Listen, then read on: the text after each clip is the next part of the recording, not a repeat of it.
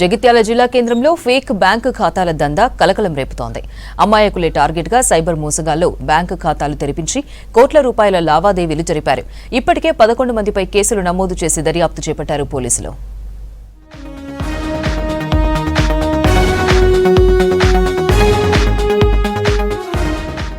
Cyber నేరగాళ్లు easy money కోసం రోజుకో కొత్త దారి వెతుక్కుంటున్నారు.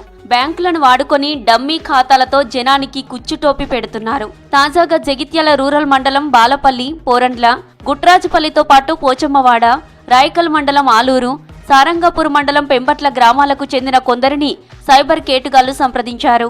ఆధార్, పాన్ కార్డుతో బ్యాంకు ఖాతా తెరిచి తమకు అప్పగిస్తే నగదు ఇస్తామని ఆశ చూపించారు. కొందరు ఆశతో ఖాతాలు తెరిచి ఇచ్చారు. ఖాతాదారుల ఫోన్ నంబర్లకు బదులు మోసగాళ్లు తమ ఫోన్ నంబర్లనే యాడ్ చేశారు.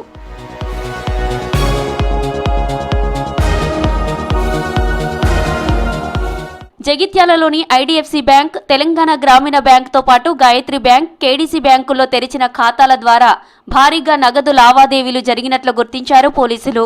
ఇప్పటి వరకు 11 మంది ఖాతాదారులను గుర్తించి కేసులు నమోదు చేశారు. ఈ ఖాతాలు తెరిపించుకున్నందుకు ఒక్కొక్కరికి 5,000 రూపాయల చొప్పున ఇచ్చినట్లు విచారణలో తేలింది.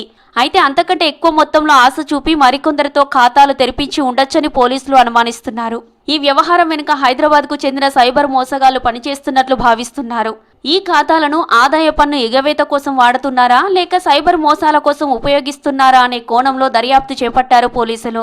ఎవరైతే సంబంధం లేని వ్యక్తులు ఈ ప్రాంతవాసులు ఉంటారో వాళ్ళతోని వాళ్ళ ఆధార్ కార్డు, వాళ్ళ ఫోన్ నెంబర్స్ ఇచ్చేసి పాన్ కార్డుతోని అకౌంట్స్ ఓపెన్ చేపిస్తారు.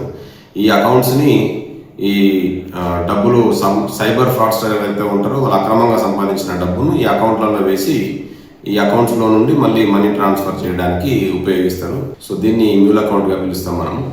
సో ఇది కూడా నేరమే. ఎవరైతే మ్యూల్ అకౌంట్స్ వాళ్ళకి సైబర్ ఫ్రాడ్స్టర్స్కి అప్పచెప్పిందో వాళ్ళ మీద కూడా కేసు నమోదు చేయడం జరిగింది. ఆ విధంగా 4 కేసులు రిజిస్టర్ అయినాయి. వాళ్ళను తీసుకొచ్చి ఈరోజు అరెస్ట్ చేయడం జరిగింది. స్టేట్ సైబర్ క్రైమ్ ఆదేశాలతో కేసులు నమోదు చేసిన జగిత్యాల రూరల్ పోలీసులు ఖాతాలు తెరిపించిన వారిని గుర్తించే పనిలో పడ్డారు.